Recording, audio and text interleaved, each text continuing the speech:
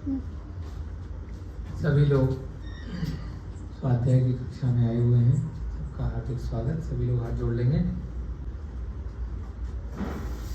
नमो अरिहंताणं नमो सिद्धाणं नमो आयरियाणं नमो अछायाणं नमो लोये सब साहुणं। जय बोलिए देवादिदेव प्रथम तीर्थंकर आदिनाथ भगवान की, अंतिम तीर्थंकर वर्तमान शासन नायक वर्धमान स्वामी महावीर भगवान की जय। इस युग के प्रथमाचार्य श्री चारित्र चक्रवर्ती आचार्य भगवान शांत सागर जी महान मुनिराज की जय।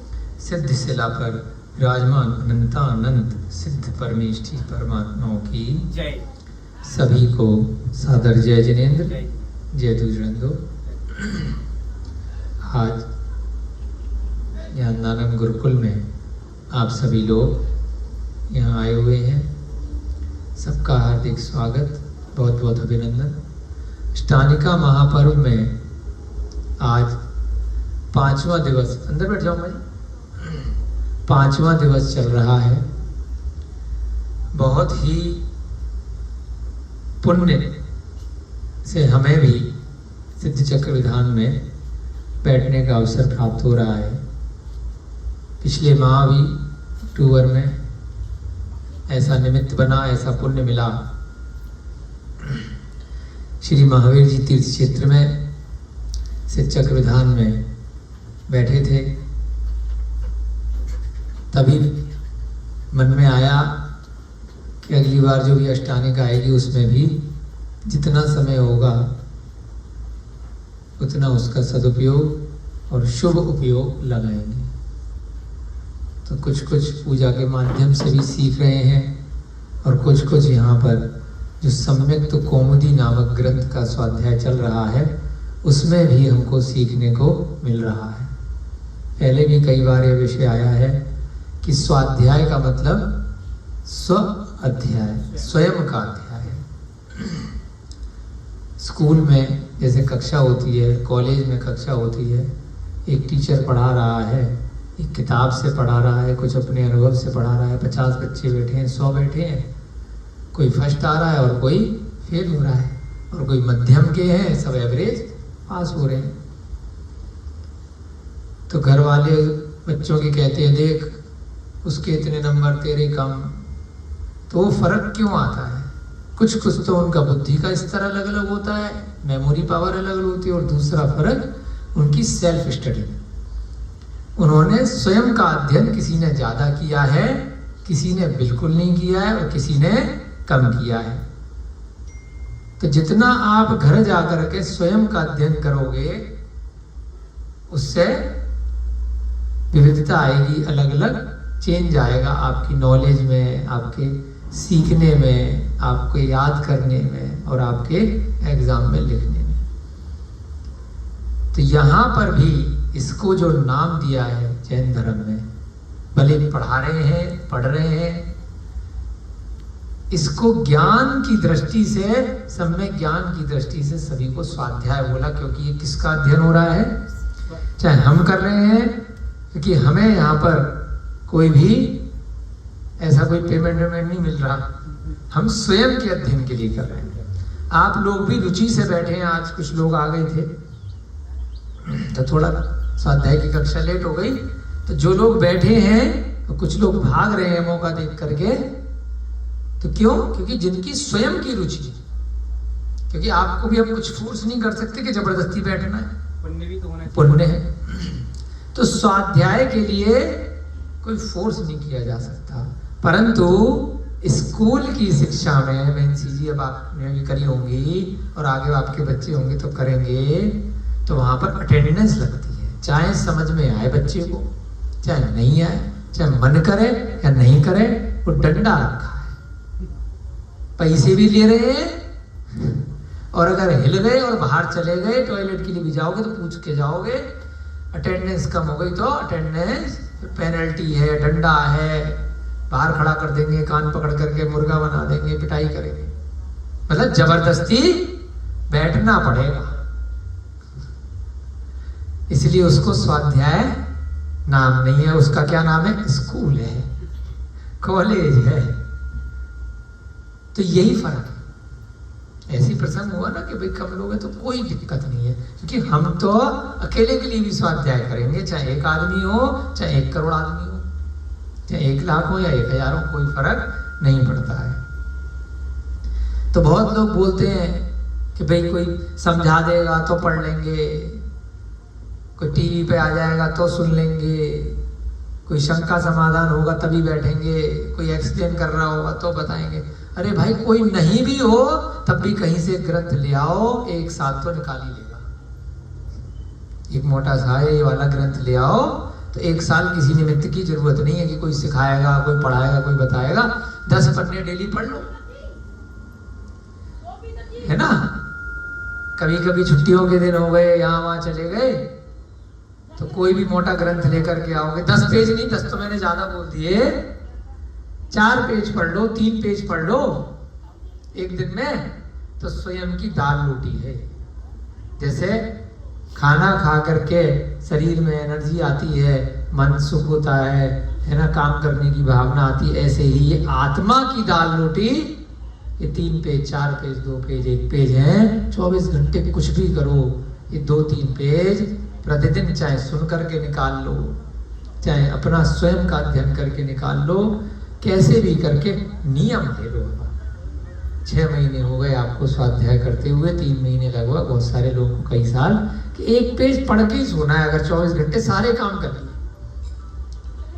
ना, क्योंकि हम भी कब तक है, हम तो अपने स्वाध्याय के लिए यहाँ बैठे हैं, आप लोग बैठ गए, बहुत अच्छा है। तो अपने अपने नियम लो, उसके बाद हमारी और किसी की आपको जरूरत नहीं पड़ने वाली।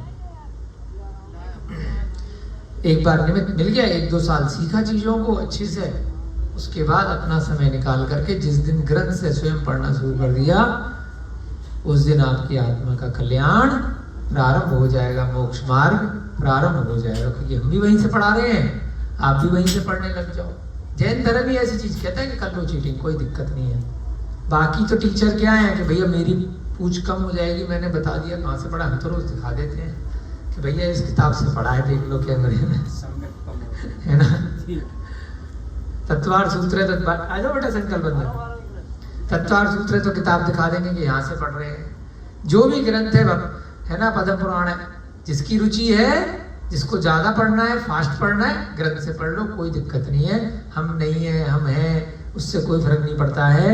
आप अपना कल्याण करो, ये तो एक निमित्त है, एक प्रेरणा है। हम भी चले जाएंगे, भविष्य में आप भी चले जाओगे, सब जीव आए हैं, सब जीव चले जाएंगे, जगह बदल लेंगे, अपनी अपनी कपड़े बदल लेंगे। और आत्मा के ऊपर कपड़ा कौन है? चमड़ी बदल लेंगे, है ना। कभी दूसरा शरीर मिल जाएगा, महिला पुरुष बन जाएगी, पुरुष महिला बन जाएगा, जिसके जैसे भाव होंगे तो नपुंसक भी बन जाएगा, कोई कीड़ा मकोड़ा बन जाएगा, कोई पशु पक्षी बन जाएगा। किसी की अच्छा पुण्य का उदय हुआ तो स्वर्ग चला जाएगा, और किसी का बहुत ज्यादा पाप का उदय हुआ तो नरक चला जाएगा। और किसी का सर्वोच्च पुण्य का उदय हुआ, न पुण्य और पाप, तो वो सिद्ध बन जाएगा, स्नातक, है ना, डायरेक्ट पंचम गति। पंचम गति में जाने के लिए हम और आप यहाँ पर प्रयासरत हैं। कुछ कुछ विचार अपने प्रतिदिन आते रहते हैं, कुछ गंभीर आते हैं, कुछ साधारण आते हैं। तो इस स्वाध्याय की वेला में अपने मन के भाव आप सबको बता देते हैं, क्योंकि यही 1 घंटे का मिलता है मौका, जहाँ आप कम बोल रहे, हम ज्यादा बोल रहे, तो अपनी बात आपको सुना सकते हैं। बाकी तो 2 लोग जब चर्चा कर रहे हैं तो 1 लाइन आप बोलोगे, 1 वो बोलेगा, 4 आप बोल दोगे, 1-2 वो बोल देगा, तो दोनों लोग लगातार बोलते हैं, तो उसमें आप अपनी बात, अपने विचार ज्यादा अच्छे तरीके से नहीं रख पाते। तो कोई कक्षा है, कोई क्लास है, कोई पढ़ाने का माध्यम मिल गया, कोई सीट गद्दी आपने बैठा के दे दी, तो हमें बढ़िया लगता है कि चलो आप 1 घंटे सुनोगे, है ना। तो कुछ ना कुछ अच्छे विचार उसमें रख देते हैं। बाहर आपको भैंस दिख रही है ना, तो ऐसे ही आज दिन में विचार आया कि चींटी घूम रही है, नीचे बैठे हुए थे वहां बेंच पे, चींटी घूम रही थी, चैंटे घूम रहे हैं, पशु घूम रहे हैं, आसपास पक्षी उड़ रहे हैं। तो 2 दृष्टि से मैंने उन्हें देखा कि ये अगर मैंने अच्छे कर्म नहीं किए, जो स्वाध्याय में आया है, जो सम्यक कौमुदी में बताया है कि अगर मैंने किसी का पैसा मार लिया, किसी के साथ मायाचारी कर ली, बुरा व्यवहार कर दिया, तो ये चींटी मेरा भविष्य है जो नीचे दिख रही है। ये त्रियंच गति के जीव मेरा भविष्य है।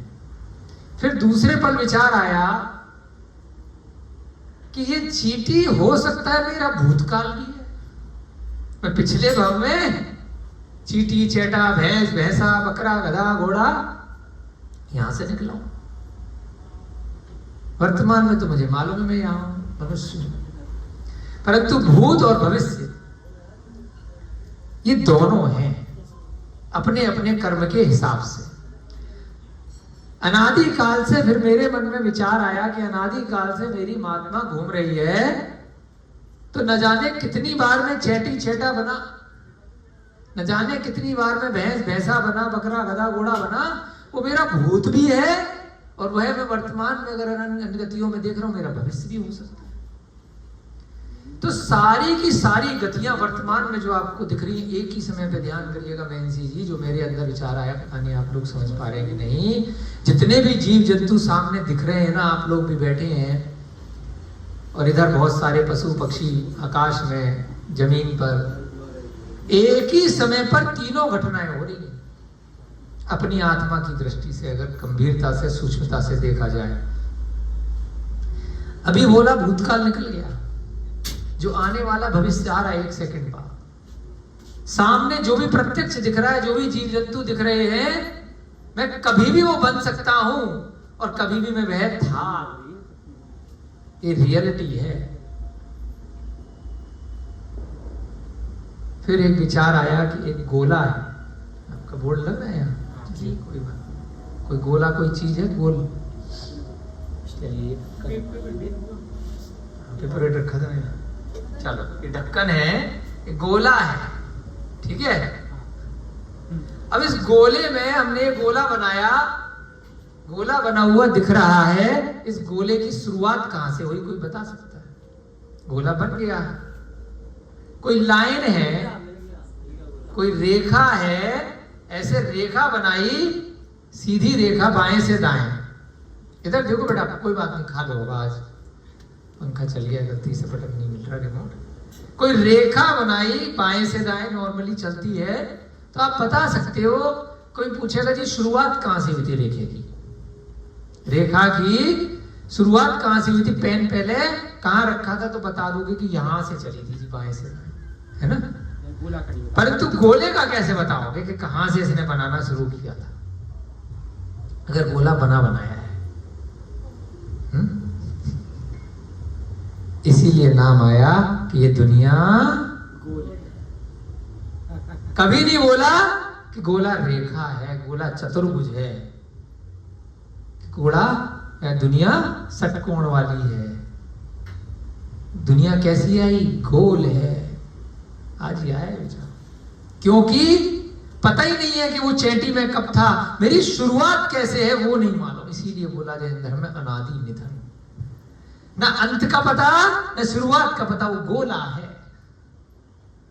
उस गोले का कहां से मैंने गोला बनाना, जो सर्किल है वो शुरू किया है, और कहां पर वो पॉइंट मेरा पूरा है, ना अंत का पता है ना आदि।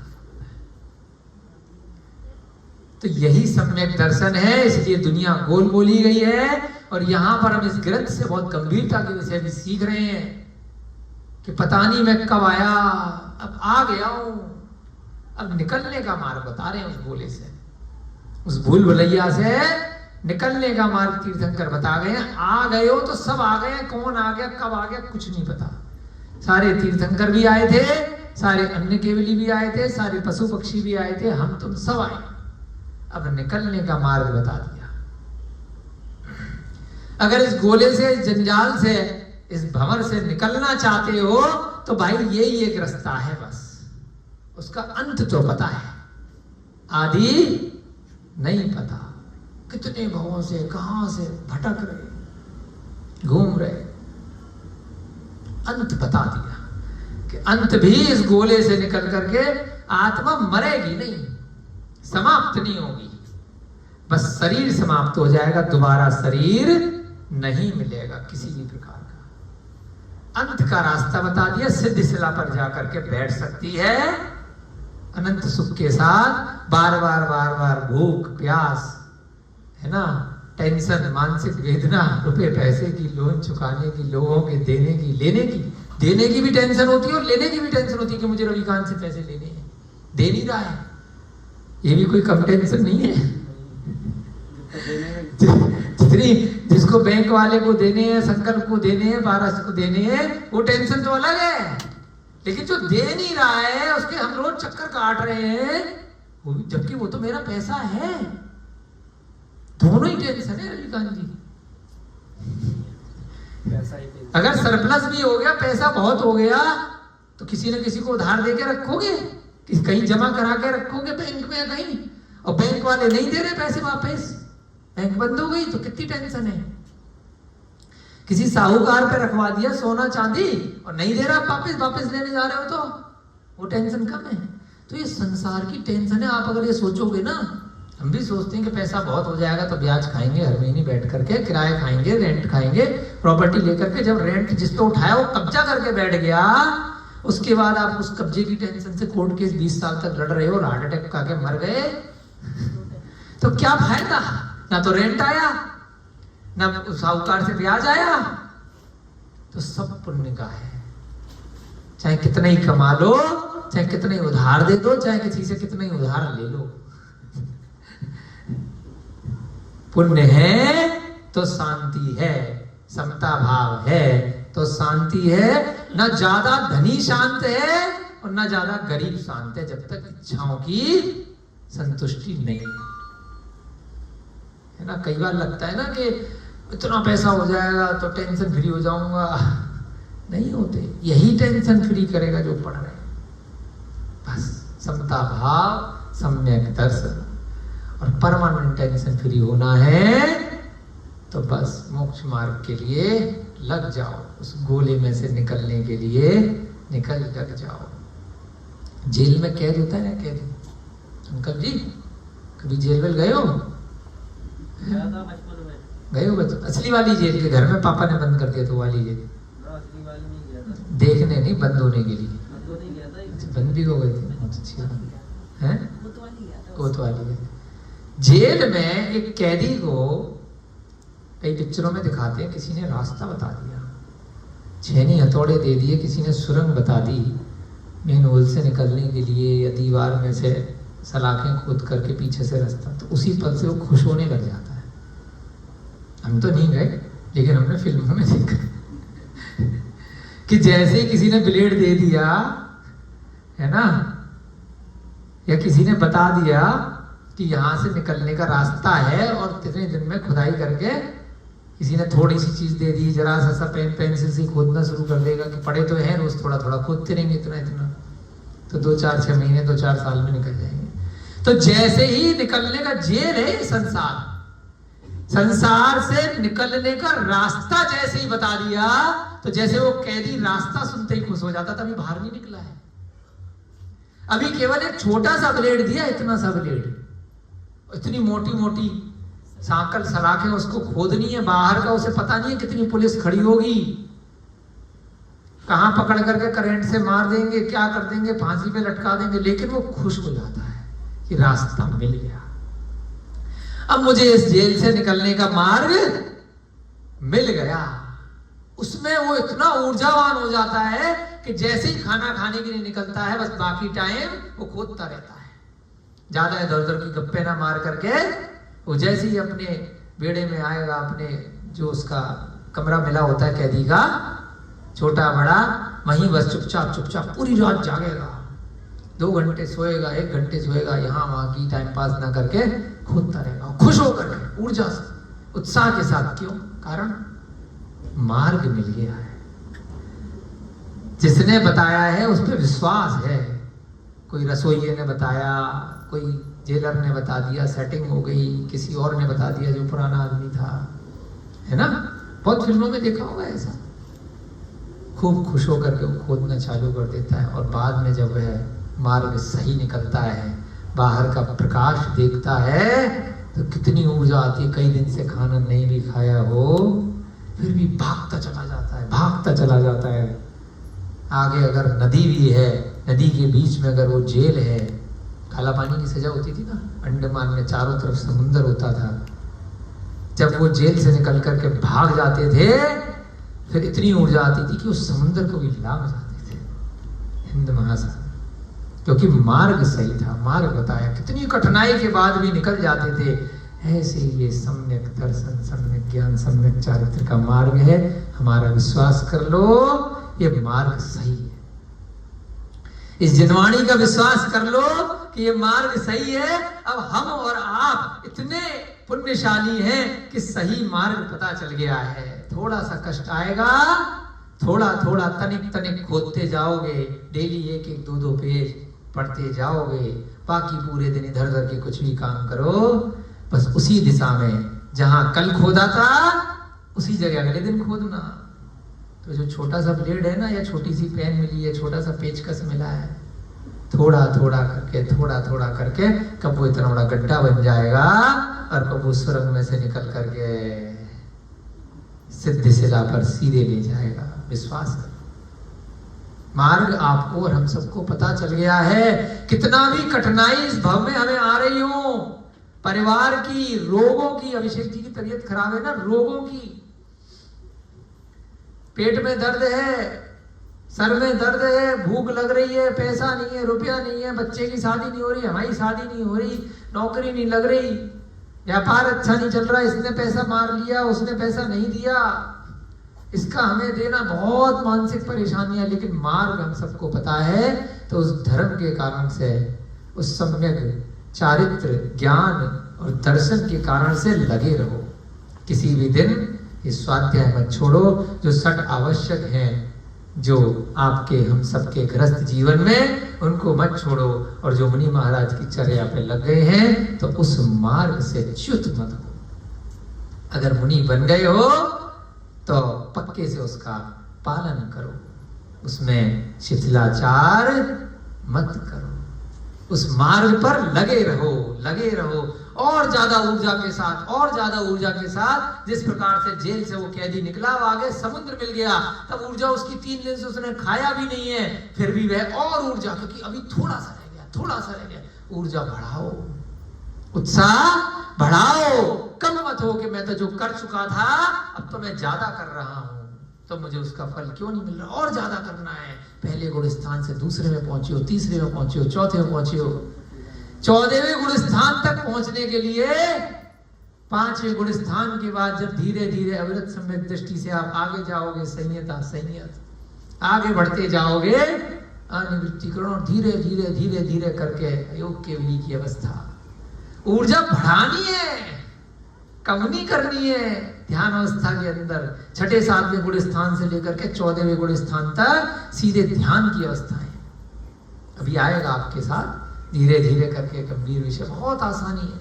धीरे धीरे जब डूबोगे तो सारे गुण स्थान बहुत आराम से समझ में आने लगेंगे, बहुत सरल भाषा में समझ में आने लगेंगे, कोई टिपिकल नहीं है। सीधे IAS का एग्जाम बच्चा देगा तो समझ में नहीं आएगा, पहली दूसरी तीसरी चौथी कक्षा से आएगा तो समझ में आने लगेगा चीजें।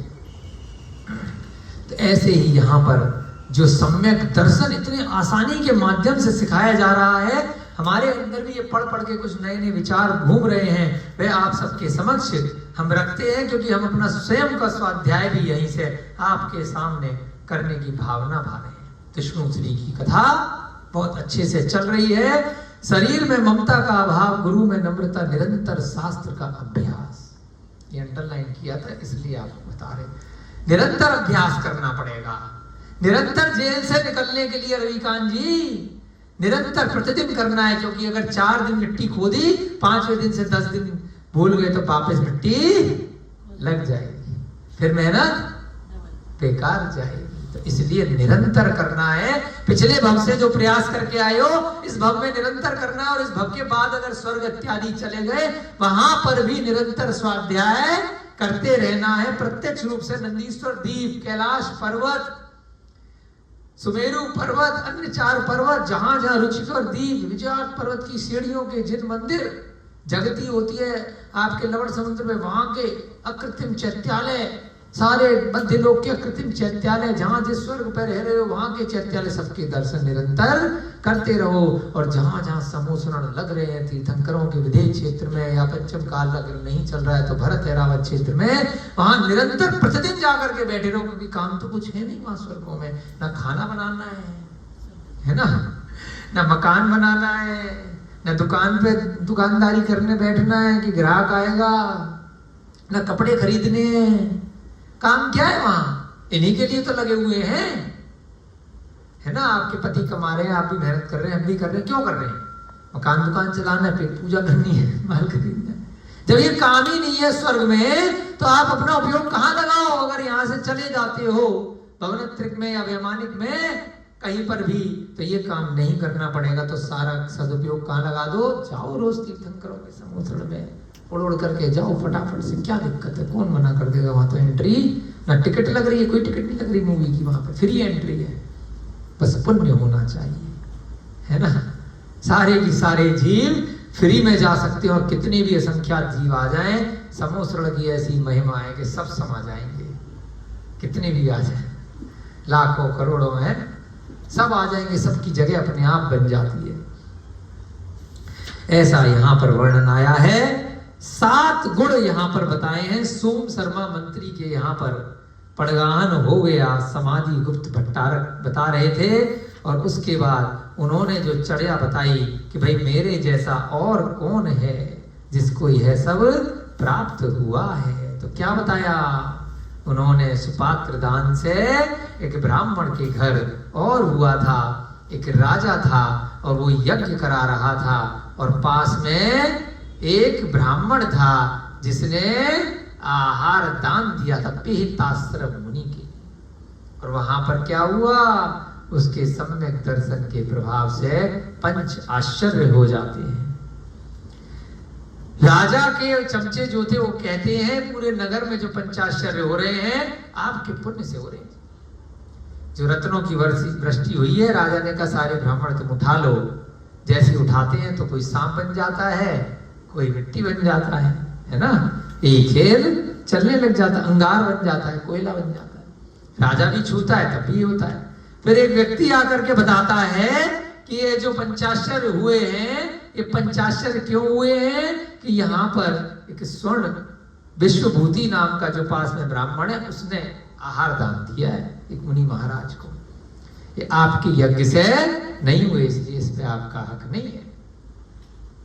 पश्चात मुनि दान का महात्म्य जानकर मंद कर्मोदय वाले सोम प्रभ राजा ने ब्राह्मणों के आगे कहा, क्योंकि चमत्कार देख लिया ना, तो क्या कहा?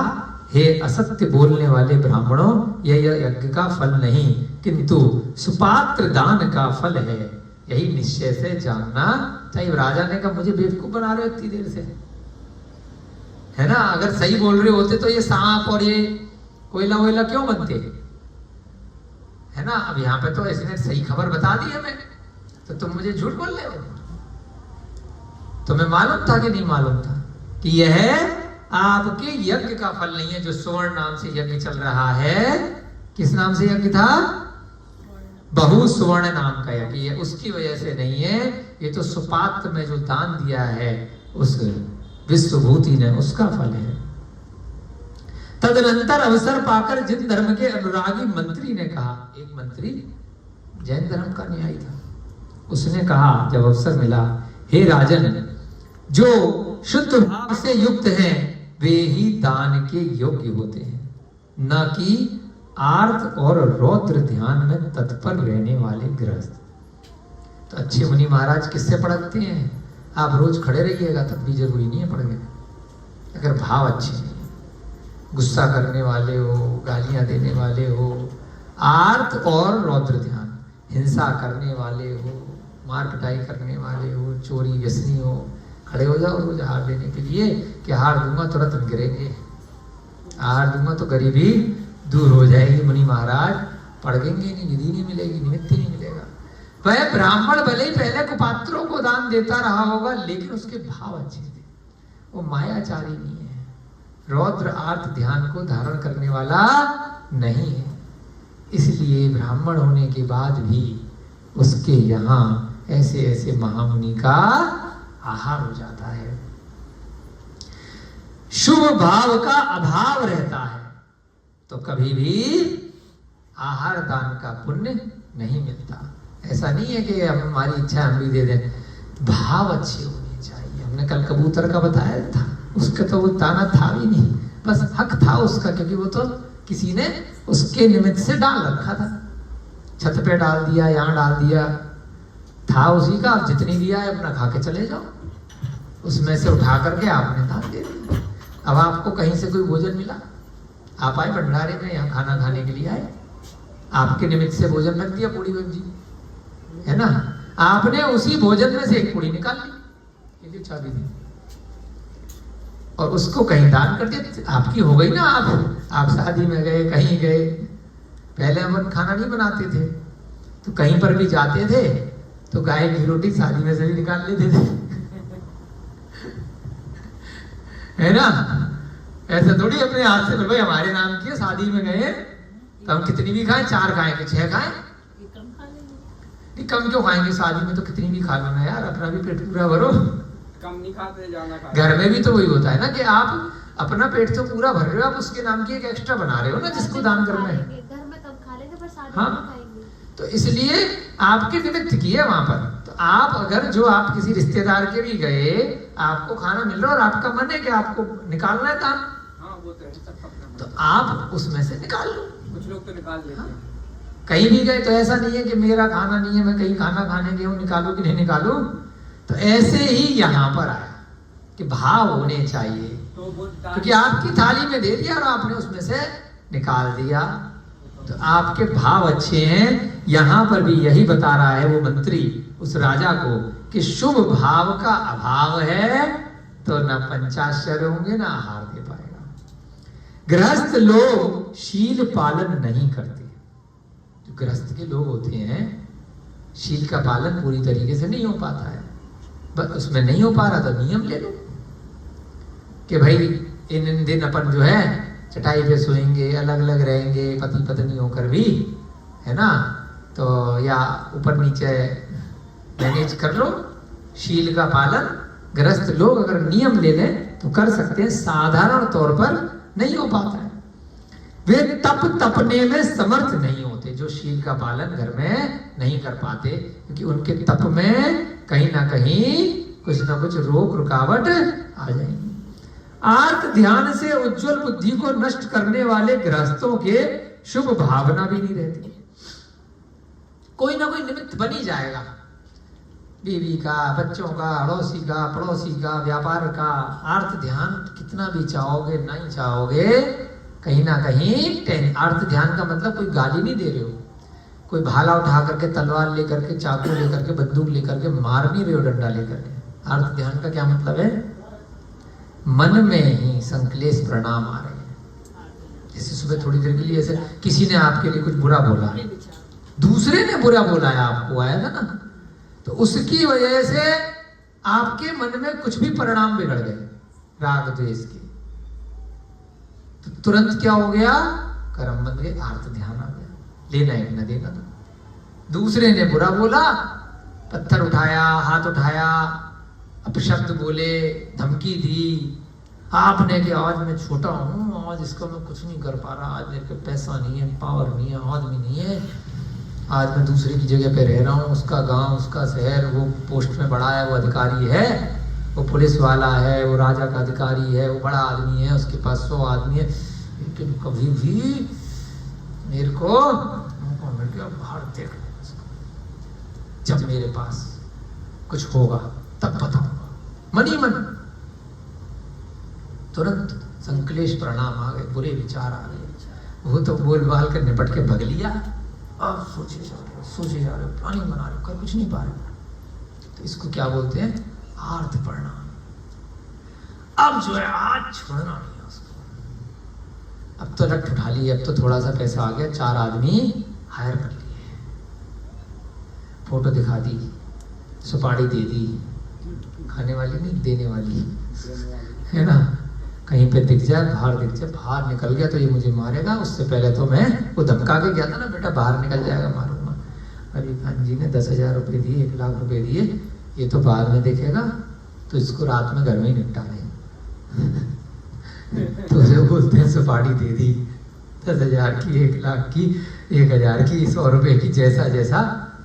तो क्या हो गया, रौद्र परिणाम हो गए। अब तो आप एक्शन में निकल गए, है ना। तो ये दोनों, उसका तो कराएं ना कराएं, आपने अपने नरक और त्रियंच गति के लिए बेमतलब में दरवाजे खोल। प्रणम सागर महाराज जी का एक बार ऐसी स्वाध्याय सुन रहे थे, पढ़ाई शुरू करी थी 10 साल पहले, तो उदाहरण आया तो महाराज जी ने प्रणम सागर जी को बड़ा अच्छा समझाया कि बच्चा गया, कुत्ते को पत्थर मार दिया, चलते चलते टाइम पास, कुत्ता पे पे पे पे करके मिमिया करके,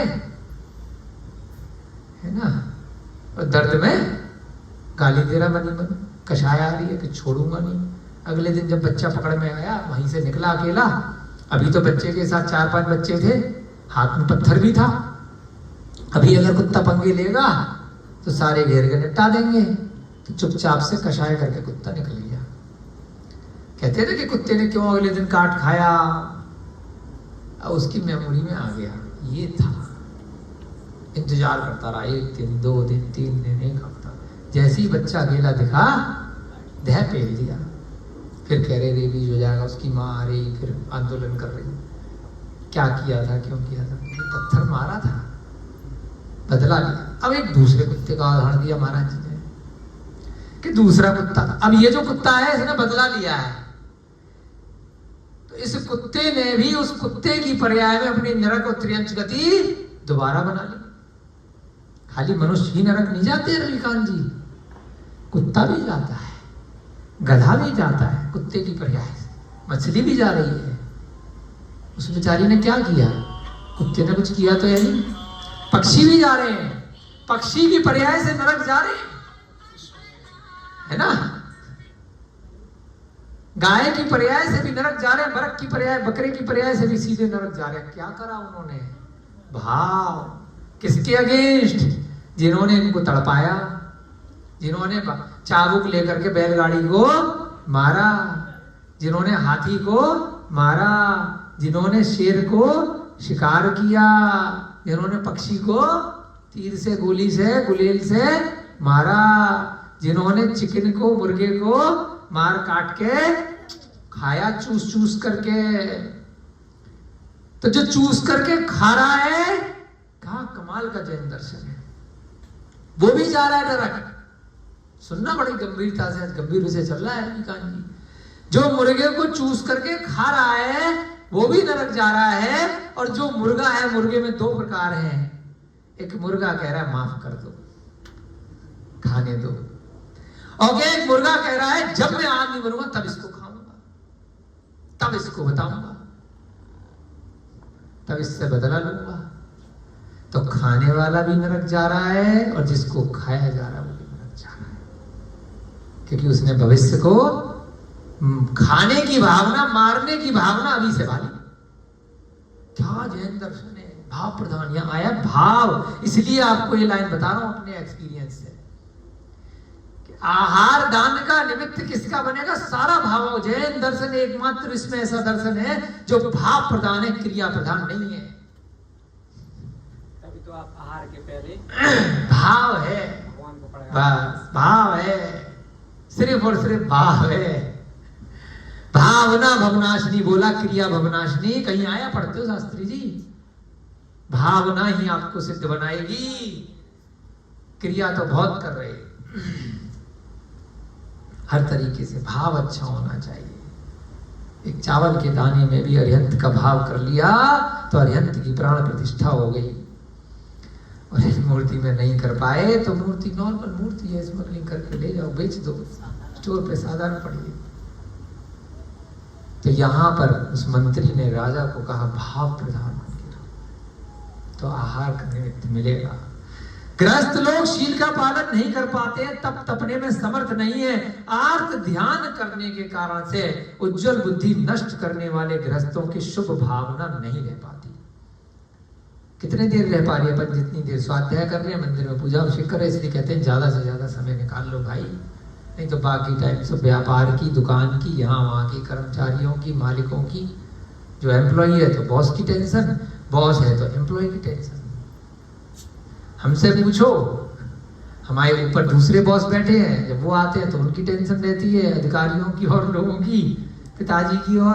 और हमारे को तुम्हारी भी टेंशन रहती है कि भैया एम्प्लॉय का टाइम पे हिसाब करना है, टाइम पे देना है, बड़े प्यार प्यार से पुचकार के रखना है, नहीं तो धमका के रखेंगे, है ना। टाइम टाइम तनख्वाह बढ़ाओ, टाइम टाइम सुख सुविधाएं दो, सब चीजें। हमें भी आपकी जरूरत, आपको भी हमारी जरूरत।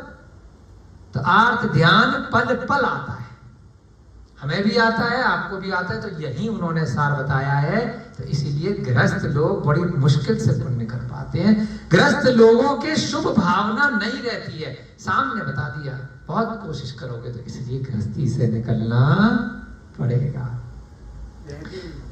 इस प्रकार सावधान चित्त से अच्छी तरह विचार कर मैंने हर्ष पूर्वक यह निश्चय किया है कि दान रूप आलंबन के सिवाय संसार रूपी कूप से निकालने वाला दूसरा सुदृढ़ साधन नहीं है। वो मंत्री समझा रहा है राजा को कि जब तक मैं गृहस्थ जीवन में हूं, है ना। अभी कौन सा मंत्री है जो बता रहा है? सोम शर्मा, सोमप्रभ तो राजा है ना, और उसका मंत्री है, नाम भूल गए हम, सोमप्रभ है, कौन है, आया था ना कल। सोमप्रभ राजा, रानी सोमप्रभा, राजा ब्राह्मण, और इसका मंत्री ने पूछा है विश्वभूति ब्राह्मण। यहाँ पर सोम शर्मा मंत्री है ना, ठीक है। तो यहाँ पर वह मंत्री बता रहा है कि मैंने, यानी कि उसने अब ये निश्चय किया है जब तक गृहस्थ जीवन में हूं तो यहां से निकलने के लिए एक दान रूप आलंबन है। संसार रूपी कूप, कूप माने कुआ, जेल मान लो, कुआ मान लो, संसार रूपी समुद्र मान लो, कुछ भी मान लो, है वो, है ना, एक कैद है। बस कुएं में फंस जाते ना, निकल नहीं पाते, कोई रस्सी डालेगा, कोई सीढ़ी डालेगा, या कोई खींच करके निकालेगा बाल्टी में डाल करके, तभी निकल पाओगे। प्रयास करते रहो। तो इस संसार रूपी कुएं से निकलने के लिए उसको मार्ग पता चल गया कि दान देता रहूंगा तो ये रास्ता है। इसके अलावा कोई सुदृढ़ साधन नहीं है। सुदृढ़ माने दृढ़, पक्का, जल्दी निकलने। इसलिए मुनियों को दान देना चाहिए, क्योंकि मुक्ति के कारण वे ही हैं, गृहस्थ नहीं। ऐसे ही नॉर्मल लोगों को, गृहस्थों को दान देते रहोगे तो मुक्ति नहीं हो पाएगी, गृहस्थ जीवन में ही घूमते रह जाओगे। आ गया इसका ढक्कन, पानी फैल नहीं जाए, नीचे रख दो, कभी हाथ लग जाए, है ना। तो उस मंत्री ने राजा को बताया कि मुनियों को दान दोगे, दिगंबर मुनियों को, तो क्या होगा? ये सम्यक दर्शन, सम्यक ज्ञान और सम्यक चारित्र का, रत्नत्रय का पालन करने वाले मुनि हैं, इसीलिए ये मोक्ष मार्ग पे लगे हुए हैं। उनको किसी भी प्रकार से दान दोगे तो आपका भी मोक्ष मार्ग आगे सुदृढ़ होगा, पक्का होगा। गृहस्थों को निकालते रहोगे पैसा रुपया यहाँ वहां, तो कोई खास पुण्य नहीं मिलेगा।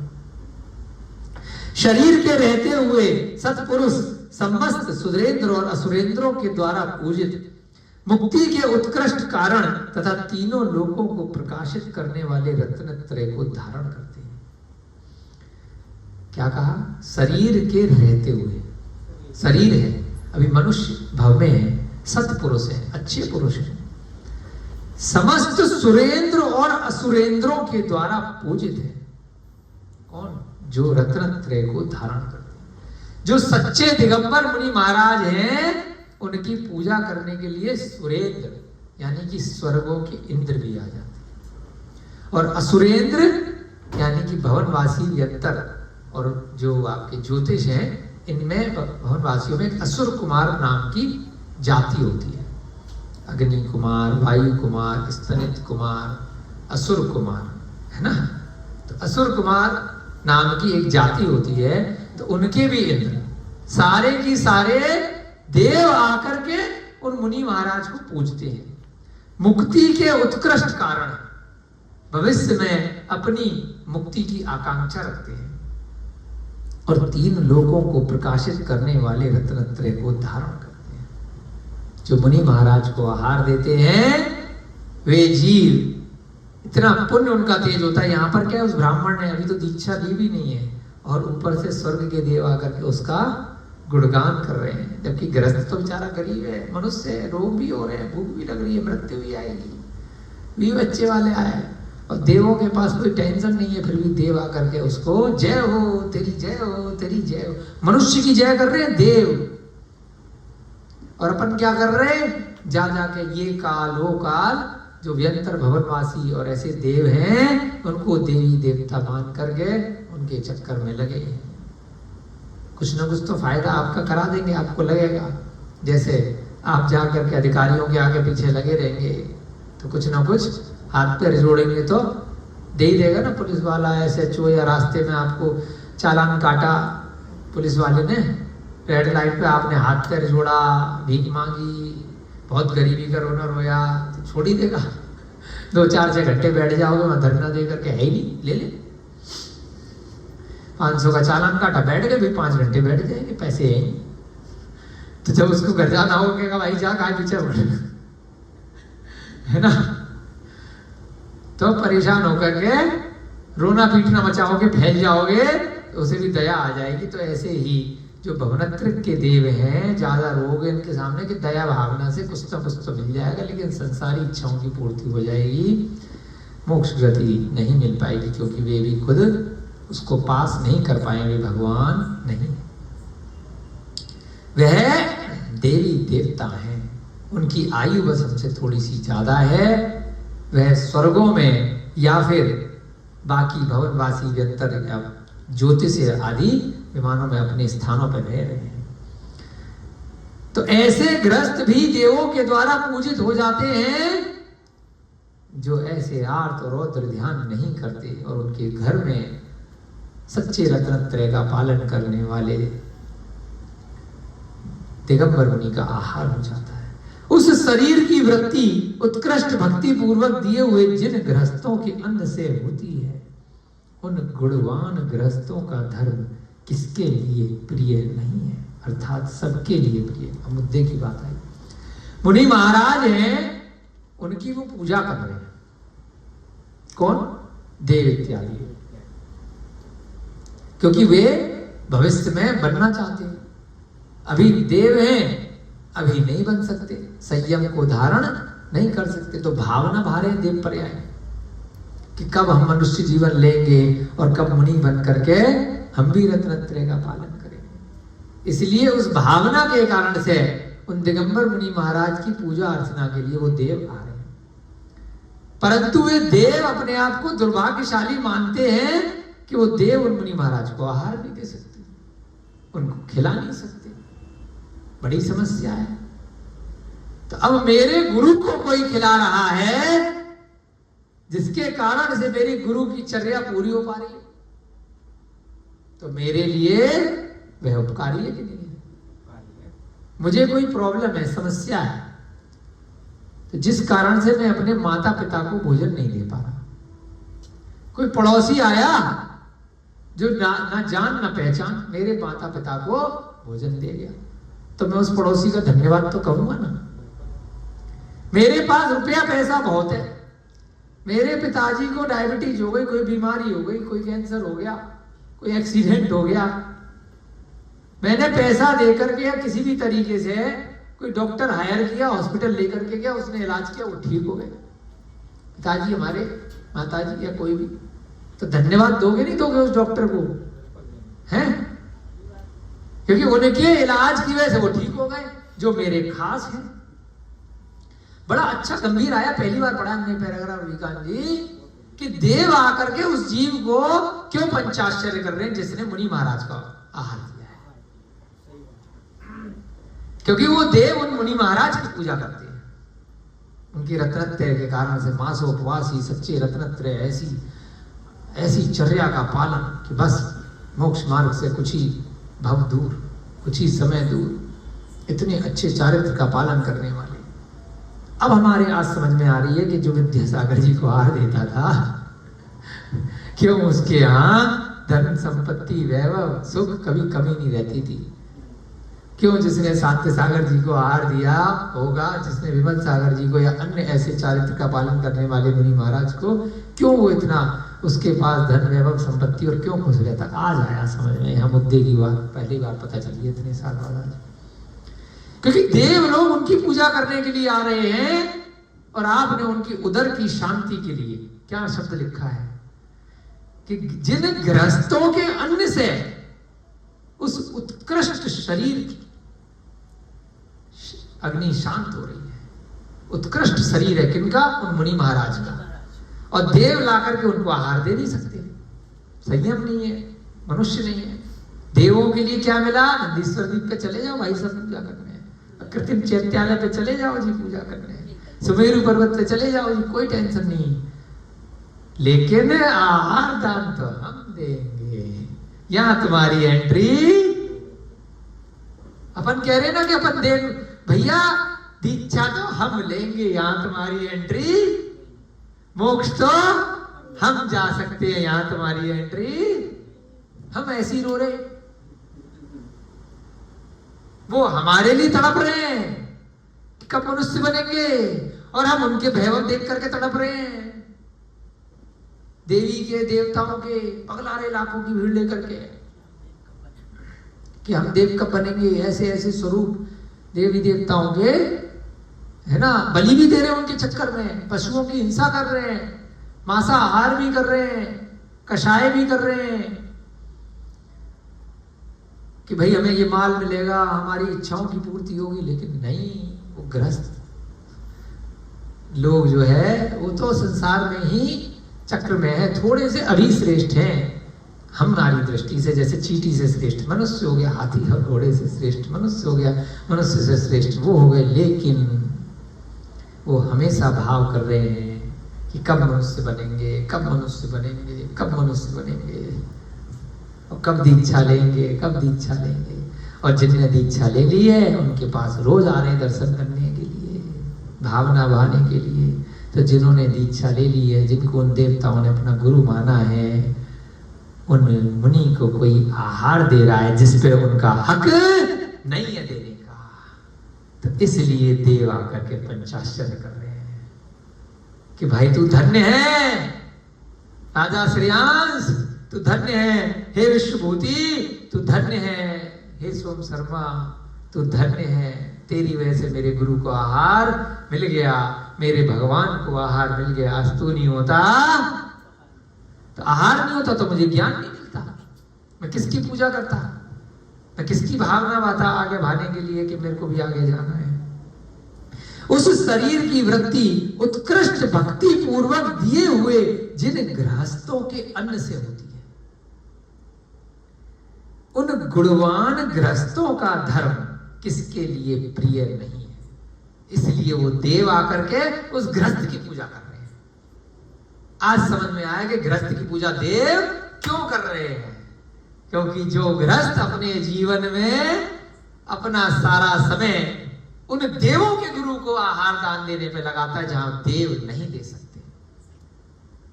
कितना गंभीर विषय, अर्थात सबके लिए प्रिय है। तदनंतर दोनों हाथ जोड़कर राजा विश्वभूति ब्राह्मण से कहता है। अब राजा उस ब्राह्मण से कह रहा है कि भैया मैं तो राजा हूं और मेरे सामने रत्न गिरे हैं, ये कोई वो बन रहा है कोयला और कोई सांप बन रहा है, तू तो मेरे से भी ज्यादा धन है, कितना सारा रत्न तेरी वजह से नगर में आ गया।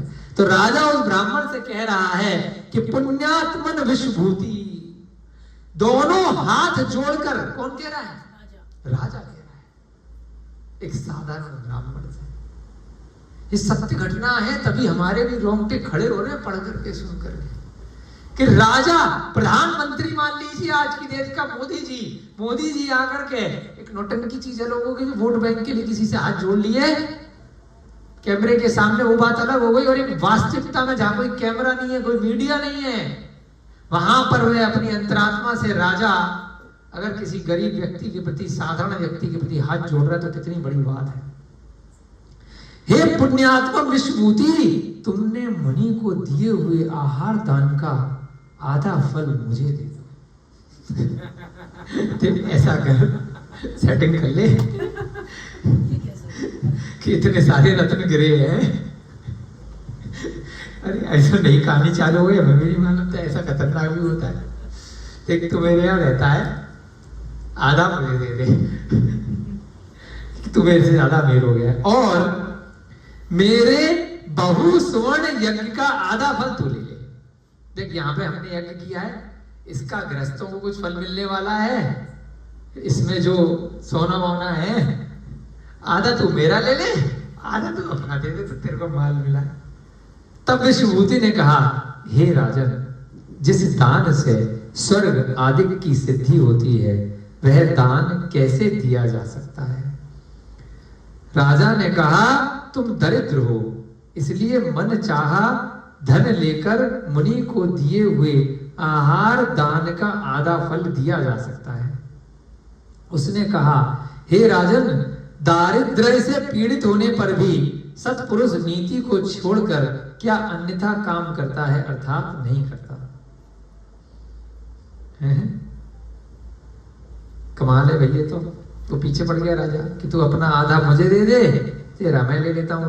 वो कह रहा है विष्णुभूति कि जिस दान से मैंने कोई रत्न आदि के लिए दान नहीं दिया, वह क्या कह रहा है, इस दान के फल से तो स्वर्ग और मोक्ष मिलने वाला। स्वर्ग आदिक, आदि माने स्वर्ग या मोक्ष मिलेगा। मैं अपना मोक्ष तुम्हें क्यों दे दूं? वो तो तुम्हें कर्म करना पड़ेगा भाई। जो फल ये दिख रहा है, जो रत्न वत्न है, राजा तो हो सकता है उस फल की सोच रहा हो, ये फलवत तो मेरी इच्छा है ही नहीं। मेरी इच्छा क्या है? स्वर्ग आदिक यानी स्वर्ग तथा मोक्ष। जिस दान के प्रभाव से भविष्य में स्वर्ग और मोक्ष मिलता है वह कैसे दिया जा सकता है? वह तो दिख थोड़ी रहा है। राजा ने कहा, तुम दरिद्र हो, इसलिए मेरा मन किया कि धन लेकर तुम मेरा वाला थोड़ा धन ले लो, और इसका तुमने जो आहार दान दिया है उसका जो फल भविष्य में मिलने वाला वो मुझे दे दो, मैं भी स्वर्ग मोक्ष चला जाऊं। धन भी दे दो, रत्न भी दे दो।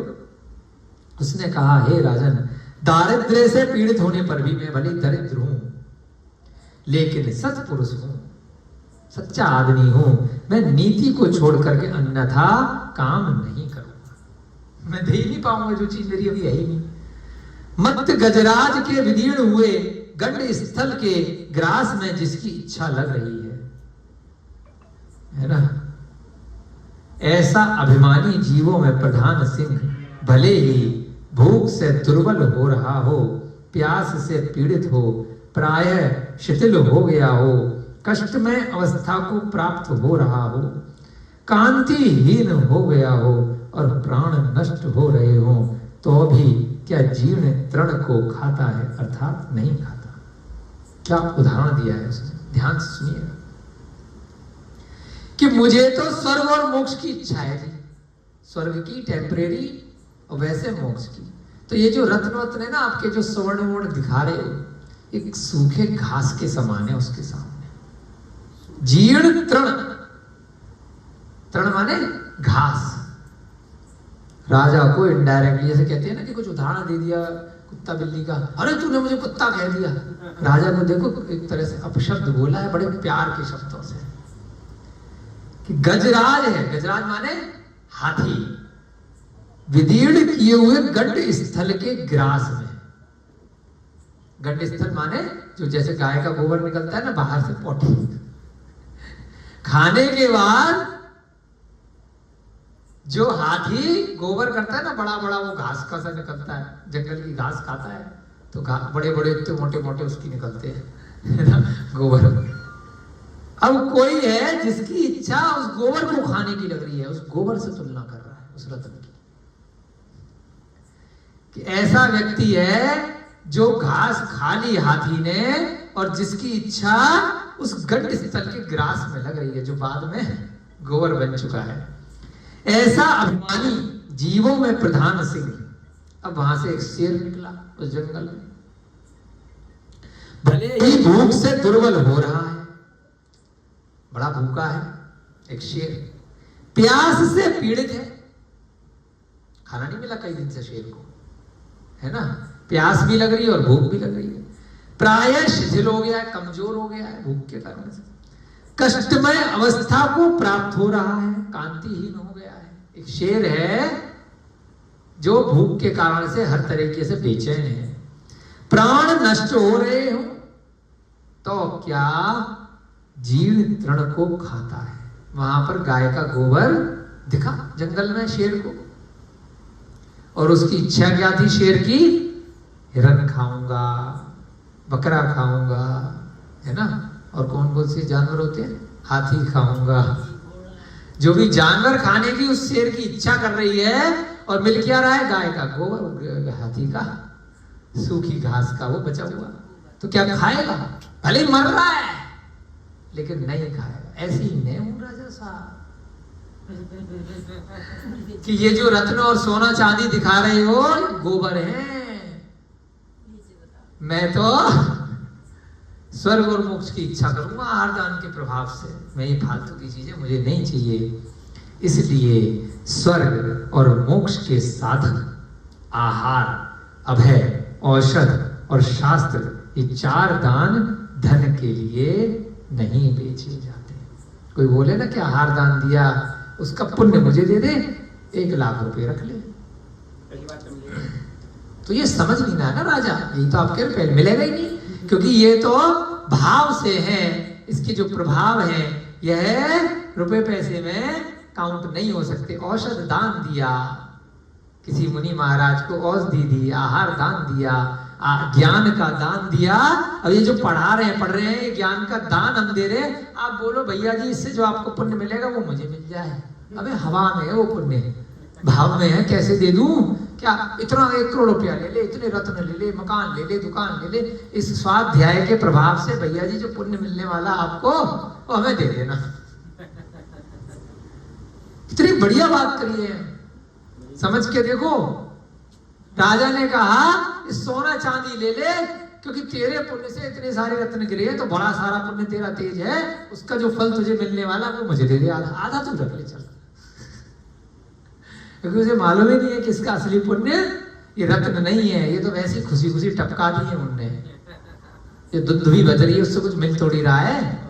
जय जय जय बोलिए, है ना, ये तो क्षणिक है, इससे होना जाना कुछ नहीं है। जो हवा चल रही है, जय जय जय का शब्द है, ये तो बस पुण्य है। जो भविष्य में पुण्य मिलेगा वो तो मोक्ष मिलेगा बाबूजी, उसके लिए तुम भी लाइन में लग जाओ, कल से तुम भी पढ़ाना चालू कर दो। खुद ही बिना मरे स्वर्ग नहीं मिलता, बिना आहार दान दिए मोक्ष नहीं मिलेगा। उसका पुण्य तुम्हें चाहिए। मैं यहाँ स्वाध्याय करूं, मेरा बेटा, मेरी पत्नी, मेरे अड़ोसी पड़ोसी, मेरा दोस्त, उसका पुण्य लेगा, उन्हें खुद करना पड़ेगा, उन्हें व्रत करना पड़ेगा। मेरे व्रत का पुण्य उन्हें नहीं मिलेगा, मेरे आहार दान, औषध दान, ज्ञान दान, शास्त्र दान का पुण्य नहीं मिलेगा। आपकी कक्षा का समय हो रहा है, जल्दी से ये वाला पैराग्राफ करके खत्म करेंगे। लेट बैठे थे इसलिए थोड़ा लेट चलाया, आप लोगों का बड़ा उपकार है, अभी तक बैठे हो। अच्छा लग रहा है भैया, आहार, अभय, औषध और शास्त्र, ये 4 दान धन के लिए नहीं बेचे जा सकते। गरीब ब्राह्मण कहां पूरे देश का राजा मना कर रहा है मुंह पे कि भाई इसका पुण्य नहीं दे सकता मैं तुमको, तुम पगला गए। इसके पश्चात मुनि महाराज के पास में जाकर अब राजा ने कहा ये तो दे नहीं रहा भाई साहब, तुम्हें आहार दिया था इसने। अब राजा कहां पहुंचा, मुनि महाराज के पास। हे भगवान, गृहस्थ द्वारा 4 दान। अब जो उसने नाम लिए तो उन्होंने कहा तुम बताओ सबका समाधान, चलो माइक लगाओ और शुरू हो जाओ। हे भगवान, ये जो बात कर रहा है, गृहस्थ द्वारा 4 दान किस लिए दिए जाते हैं, मुझे बताओ, पूरा सिखाओ तो सही, तभी तो लाइन में लगूंगा। मुनिराज ने कहा, हे राजन, आहार दान शरीर की स्थिति के लिए दिया जाता है, इसलिए आहार दान मुख्य है। जिसने आहार दान दिया उसने सब दान दे दिए, ऐसा समझना चाहिए। क्योंकि मेन वो है, उसके बाद आहार के साथ चारों को अपना अपना महत्व दिया है। तो इसलिए आप लोग भी आज से भावना भाव, जब भी मौका मिले, कोई भी सच्चे मुनि महाराज नगर में आए, उत्तम मध्यम जगन श्रेणी के पात्र आए, तो मौका मत छोड़ना, लेकिन ऐसी वस्तु दान में देना जो उनके उपयोग की हो, उनके शरीर की उदर प्राप्ति कराए और उनके ज्ञान में, चारित्र में उनके सम्यक दर्शन में वृद्धि कराए। कोई भी ऐसी भक्ष्य पदार्थ, ऐसी वस्तु मत देना। बहुत प्रसन्न रहोगे, बहुत खुश रहोगे, और आगे आगे जा करके आपकी भी हम सबकी भावना बनेगी, हम भी मोक्ष मार्ग को उसी प्रकार बढ़ते रहें। नित्य प्रति हमारा स्वाध्याय इस मनुष्य भव में निरंतर बिना किसी रोक टोक के, बिना किसी अंतराय के चलता रहे। ऐसी भावनाएं करके हम सभी लोग अपने मनुष्य जीवन को सफल बनाएं। ऐसी भावना के साथ में जय बोली महावीर भगवान की, अष्टानिका महापर्व की, नंदीश्वर दीप की, अनंतानंद सिद्ध परमेष्टि भगवानों की। सभी को जय जिनेन्द्र, जय दुख, जय